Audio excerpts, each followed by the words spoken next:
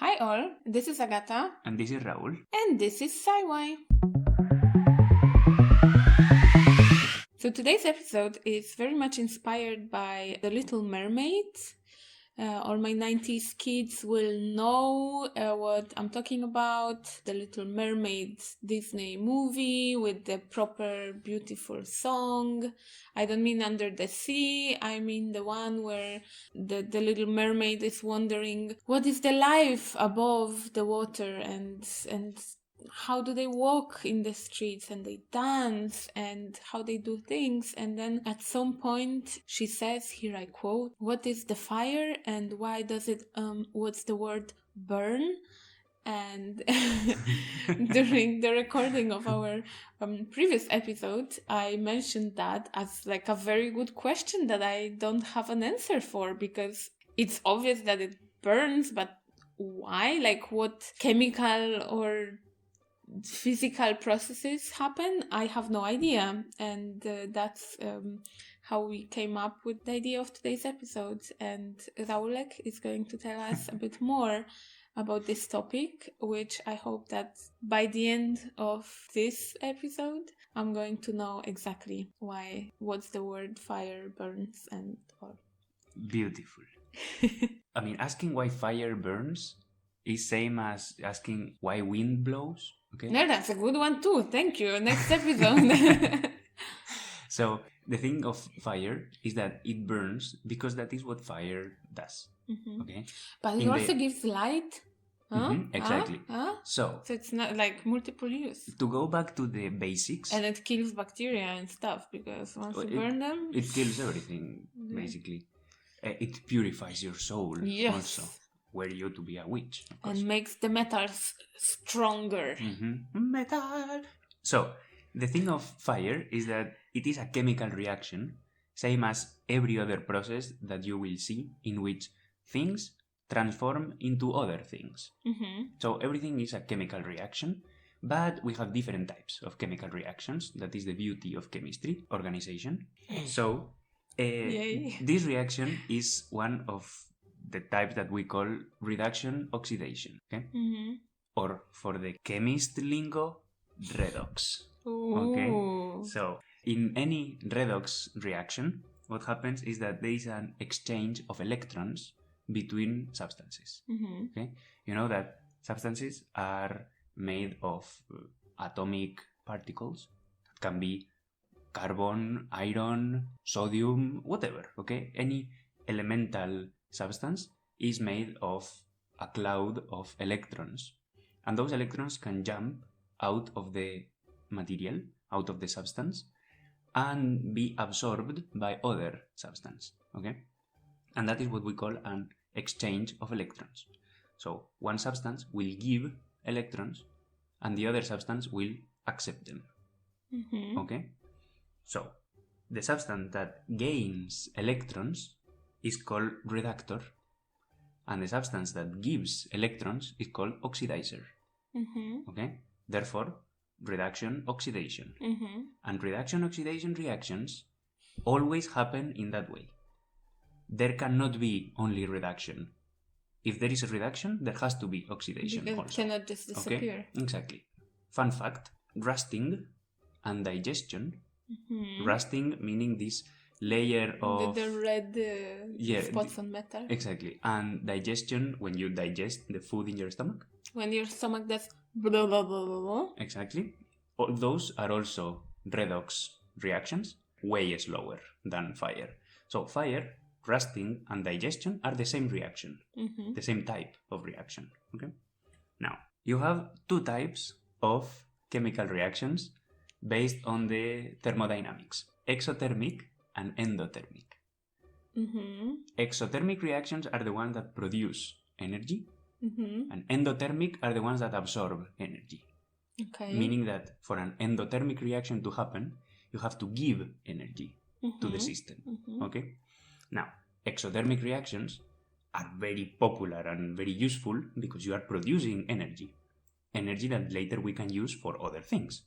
Like, for example, in a nuclear plant, we produce energy in an exothermic reaction to boil water that will put turbines in motion that will produce electricity. Mm-hmm. Okay? So, exothermic will produce heat.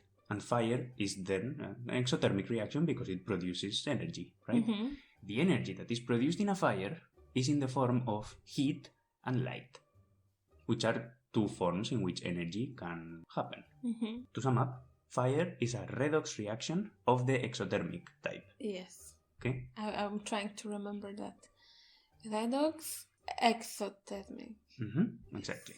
Okay? Now, for a redox reaction to happen, there has to be at least two elements or two substances, one that will give electrons and another that will accept them. Mm-hmm. Okay? Can there be more?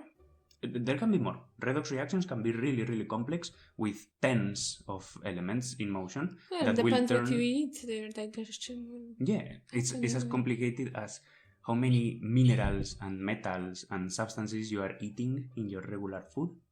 All those, they are in the shape of salts or different combinations that later they become something else. And they can be really complicated. For example, when I know what they become. Lord. I'm not going to say it out loud. Wow.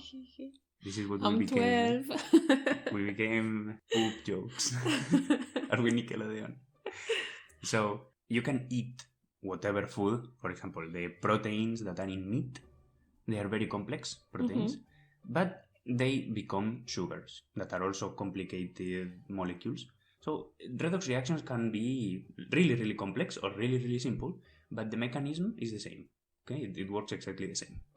Now, fire, which is a combustion, if we are going to speak the lingo, it turns oxygen and fuel into carbon dioxide and water.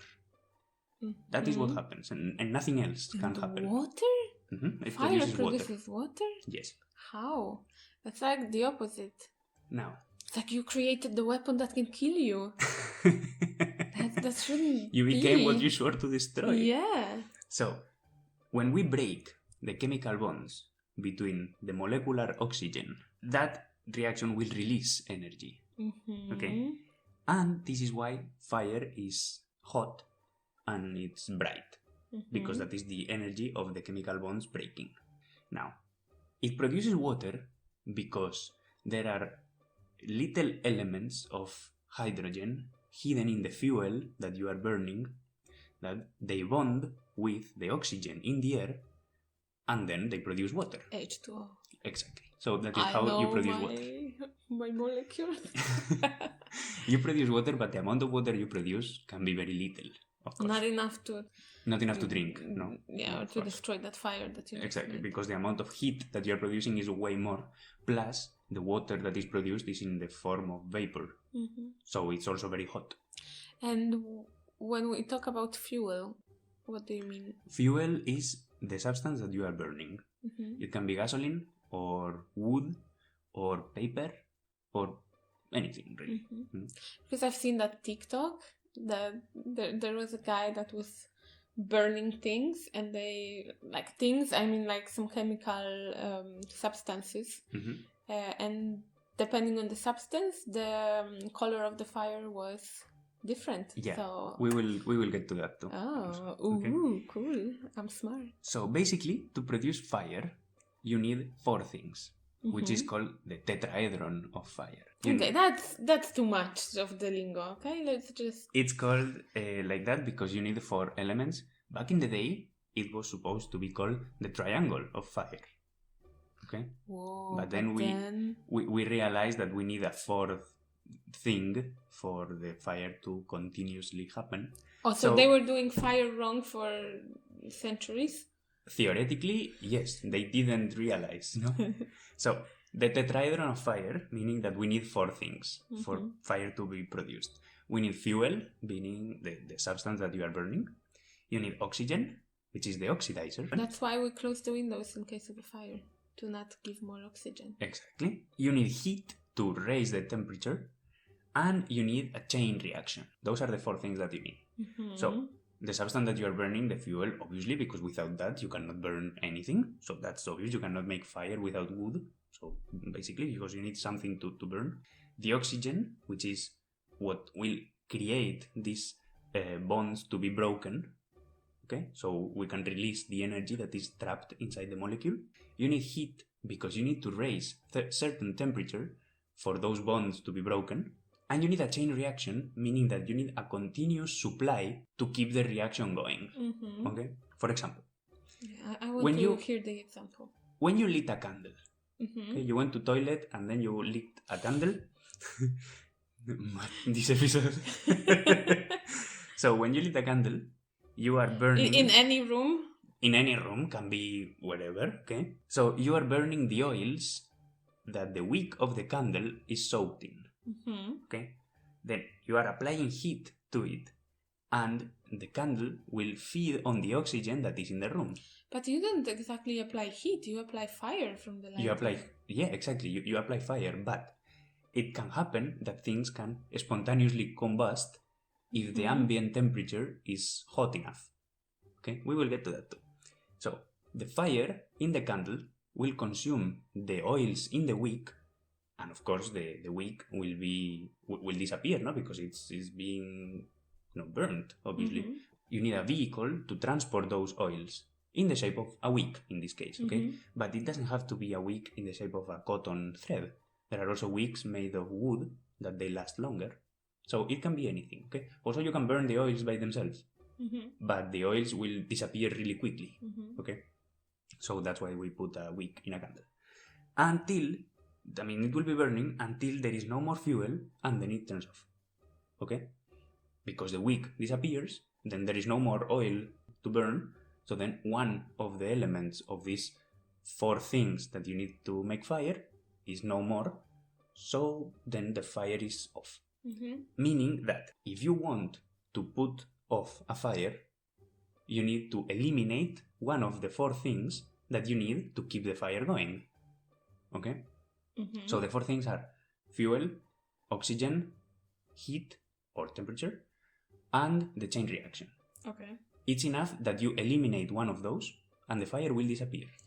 So in case of a candle? In the case of a candle... You can cover it with something so there is no oxygen. If you cover it with something, the oxygen that is trapped will be consumed by the fire until there is no more oxygen and then the fire will disappear. What if you blow a candle? How? When you blow a candle, what you are doing is that you are reducing the temperature of the fire. So then, since there is no more heat, the fire disappears. Or you can remove the fuel, meaning that the wick... You cut it? You cut it, and then the fire disappears because the rest of the wick will not keep burning because there is nothing to burn. Or you can eliminate the chain reaction by turning off the flame by itself with your fingers, okay? And then the rest of the wick will not burn anymore because the fire is off, okay? So it's enough that you remove one of the elements, one of the 4 elements, for the fire to disappear. Can we use another example? Let's talk about leaves in the forest that got the fire started because there was piece of glass and it was a sunny day, and the classic from the textbook that... As you can see, you don't need fire to start a fire. You can concentrate the radiation of the sun through a piece of glass, and that point will be so hot that it will start the fire. Okay. So you don't need fire to start a fire. You need heat. Okay. Actually, there are certain substances that they can burn spontaneously because their, let's call it for now, fire temperature is ambient temperature. So they need to be stored in special conditions to not spontaneously burst into flame. Okay. So the flame, what we see, that is the dancing flame. There was a dancing motion, everyone. It's just the visible portion of the fire. Because the fire also produces invisible radiation that is still there and you cannot see, but you can feel. But you can see through it, and then the air is hot, so what you will see kind of through the fire will be somehow distorted, right? Yeah, that is because the air that is around the fire, the particles in the air are moving so quickly that the light that goes through the air gets distorted because it's all the time colliding against the particles of the air that are moving really quickly because they are very hot. Okay. So the flame is just the visible portion of the fire. Flame will only appear when a certain temperature is reached. Okay? So you can have something burning without flame? Yes. Oh. Yeah, it can happen. As it happens sometimes with paper. When you burn paper, it can happen that the edges of the paper are getting burned, but there is no actual flame that happens. It's just that the paper gets like wrinkled and grey, and it can turn into ashes if the fire is too cold. Will never happen to me. Don't try at home either. Okay. So, as I say, flame only happens when a certain temperature is reached. That temperature is called ignition point. Okay, which is the point in which the substance will ignite. So that's pretty obvious. Okay? So when the combustion happens, when the fire occurs, is because we have reached that ignition point, or that, let's call, fire temperature. Okay. So flames occur when we reach that temperature, and the flames are basically the gases that leave the fuel at a very high temperature, and then they are producing this reaction in which we release energy. So these flames are only the portion that we see, because there can be also radiation that is not in the shape of visible light or heat that we can feel, but also in infrared and ultraviolet. Okay? So flame is only a visible portion. There are more things happening. I don't think that Little Mermaid really knew what she was asking. Well, she was like 17th century sea creature, so there was a lot of things that she didn't know either. So the classic fire that we see, that is yellow, orange, and red, that is a combustion that is incomplete, meaning that all the fuel that is given to the fire is not used. Okay? A portion of it is just not extracted, which gives us ashes. So the ashes are the part of the fuel that is not burned. Okay? Meaning that is what it means, that is incomplete combustion. So in any classic yellow fire, carbon dioxide, water vapor, oxygen, and nitrogen are the substances that is made of. Okay? Which is pretty regular gases, like normal, okay? That they burn and they have that color, and that's it, okay? But depends on the gases that are burning in that fire, the fire can have different color and different temperature. There are fires that are hotter than others, okay? So, for example, if you burn sodium chloride, that will produce a yellow flame. Yellow, but very, very bright yellow, okay? Sodium chloride is table salt. Okay, so you can try and burn it, and it will be yellow, okay? I promise. Also, if something happens, I mean, don't do this at home, but if something happens, I'm not responsible. Then you have borax and copper sulfate that will burn with a green flame. Okay? I think those are more difficult to get to burn at home. Yeah, but also you can get them in any garden supply shop. So if any of our 4 listeners will end up going to jail for, I don't know, like causing an explosion, then... As I said, I don't recommend to do it. We don't take responsibility. You can watch on YouTube professionals doing it, okay? Or on TikTok. Then you have ethanol, which is this regular alcohol. Ethanol burns blue. We have all seen ethanol burning, you know. Or you have methane gas, which is how your stove works. Yeah. That it also burns blue. Yes, that's true. Yeah. I miss the old stove. Yeah, because now we have induction that I like more than the gas. Well, I like it because gas prices went so much up that we wouldn't be cooking, eh? And this is a cool one. Potassium chloride burns purple. So that is pretty cool. And also, I would like you to notice, and this you can try at home with a regular match, that fire does not cast a shadow. Okay. So you can try. And then, because it causes light.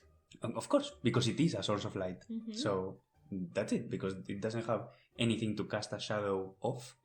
So, because it's pure energy. Well, so maybe the match that you're holding. Yeah, but even if you are holding a match and then you put a light behind it and try to project it on the wall, the shadow that you will see will be your hand holding the match, then the stick of the match, and that's it. There is no shadow of the flame or anything, Mhm. because it's just a source of energy, Okay. so it doesn't cast any shadow. If the flame is hot enough, and this is pretty cool, the gases can be ionized, turning into a matter that is called plasma. Ooh. Okay? So, what is ionized? Do you mean like the plasma of the ghost or something? What? I don't know, like plasma reminds me of Ghostbusters or something. The ectoplasm, which was like a goo, like a... Yeah. Ugh. Okay, whatever. So what means that gases are ionized is that they just release ions. So we have a gas that instead of being a stable substance, it is electronically charged. Okay? You mean unstable? It is unstable, yeah. It is pretty unstable, but it also holds electricity because it is electrically charged. And that, when it's also very hot, that is a state of matter that is called plasma. Therefore, we have 4 states of matter: solid, liquid, gas, and plasma. Okay? I stopped only on those 3. My textbook in school said nothing about plasma. Yeah, but it also said that Pluto was a planet. So. Yes, it did. It did. And yet, which planet has elliptic orbit? None. And there you have it. So anyway, back to the topic. So, plasma is a state of matter, that is one of the elemental states of matter, in which a gas that is electrically charged is in a very high temperature. And that can happen to fire. Fire can do that if it's really, really hot. Okay? Like lava? Yeah. I'm trying to imagine plasma, you know? You can imagine plasma in the shape of a lightning. Lightning is a type of plasma. Okay? So, when there is a electric storm and these clouds will produce a lightning, those are plasma. Okay, so you're saying that I cannot touch plasma? No, you cannot touch plasma, of course, because it's like 30,000 volts in one fraction of a second. Well, I don't know. It will cut you in half. I liked in my head that plasma was like this gooey substance that you would like touch it with your finger, like jelly. No. And lightning is one of the occurrences of plasma in the natural world, but usually plasma happens in the core of stars, like the sun. Okay. That's why plasma is one of the states of matter, but it's not common to see it on the surface of the Earth because you need really, really high temperatures, as high as a lightning. So you need to put it in the textbook. So, you see, that is why, because it's a complex matter that, you know, for the everyday stuff in primary school, you don't really need to know. So that's it, okay? But fire can produce plasma, okay? Now, this is interesting. Fire is also affected by gravity. Okay? So a flame on the Earth will not behave the same as a flame in space.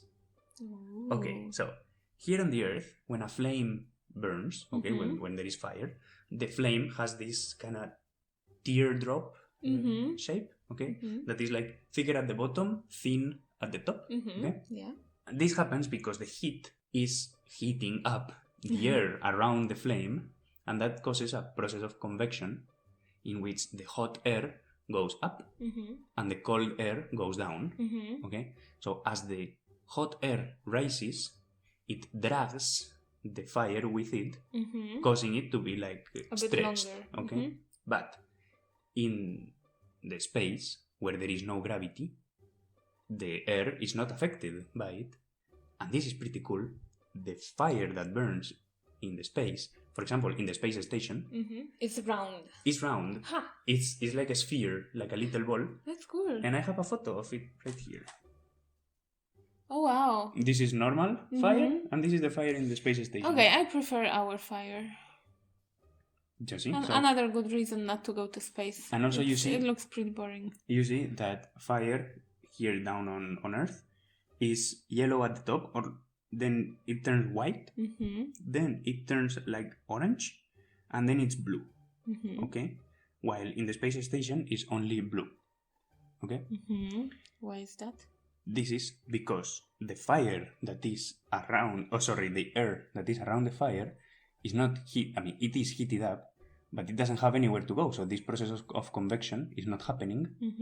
So all the air is the same temperature. Is at the same temperature around it, So the flame stays as it is in the bottom. Exactly, as it is in the wick of the candle that you are burning. So it is not dragged. Since it is not dragged, this chain reaction of the oxygen is not happening as fast, so less energy is released. So also in the space station there is less light in a fire, and also the fire is colder. Okay. And what is like the coldest fire that we can have? Like something that you can burn that has low combustion temperature or something. So that is quite interesting thing to check, because it's only a theoretical answer what we can get this far. Oh. Well, apparently the coldest possible fire color is black, which is the case in which no light is emitted, right? Yeah. Because since fire produces light, if it's really cold, then no light will be produced. This fuel would be burning, but the temperature would be so little that we don't produce any light, and the temperature will also be really, really cool. Okay? But since fire is an exothermic reaction, and exothermic reactions are usually very, very violent, this far we don't know how to produce it. Maybe it's being produced, but it's so light that no one even notices it. Yeah, but also, which substance do you burn? So it's burning, but no light is produced, you know? Even in the case of burning paper without flame, which can happen, you are burning the paper, but when you touch it, it's hot. So in this case, you could touch it and it would be cool. So maybe it's something that happens in space. Maybe, but again, exothermic reactions are really violent. So this would be a very controlled exothermic reaction. Yeah, which, as I said, happens this far, in space, so you know. This far we don't know how to make it, but the coolest fire possible would be black, and it would cast no light. So like this far we can say like the coolest fire is the basic fire that we put in space? Probably, yeah. But also depends on the substance that you are burning. Okay, cool. And this has been all this week. Let's try not to burn anything. Don't burn yourselves. Anyone. Don't run with scissors either. Yeah. Maybe, I don't know, Google again how to behave in case of fire, because, you know, there are things that can happen. Don't put water on burning oil. Oh yeah, just cover it true. with or a lid. Or add cold oil, because in that way you are limiting the heat. Because you are putting down the temperature of the fire, so at some point it will turn off. So, you know, just no water, because #chemistry. Exactly. So I hope that you learned something and that you had fun, which is the most important. I hope that if Little Mermaid was listening now, she would be like, fuck that, I want to stay underwater. Although, as it has been proven by SpongeBob, in the cartoon world, it's possible to start a fire underwater. So. Yes, that was also proven by Asterix. Oh. In one of the movies of Asterix, they say, "Oh, this is a cartoon. There are no limits." And if you want to learn something more, you can check our Instagram. For some small Ys. How is our Instagram? It's sci.y.podcast. Yes. And you can find all the stuff that we are sharing. Because sharing is caring. So share it with a friend if you want to. Drop a like if you like. Drop a comment. And we'll see you next week. Yeah, so dzięki pa. Dzięki pa.